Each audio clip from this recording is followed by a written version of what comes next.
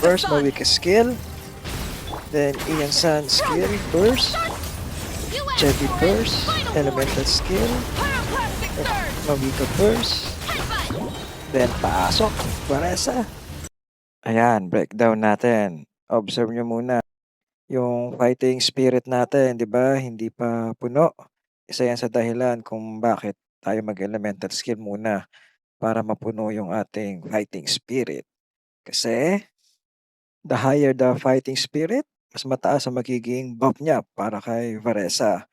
At yun din kung bakit elemental skill lang muna tayo to apply pyro and then yung burst natin sa last nating setup ginagawa. Dahil nagdidecay ito over time. Then next, si Ian San. After ng skill ni Mawika, then dito regardless kung ano ang gusto mo unahin, skill or burst. Ang importante dito matrigger mo yung overload para sa Cinder City effect and ma-set up natin yung passive ni Chevy to decrease ang resistance ng kalaban by 40%. Once overload is triggered, magkakaroon ng bala sa likuran ni Chevy. Indication yan na mag-hold skill ka. Hold elemental skill, wag tap.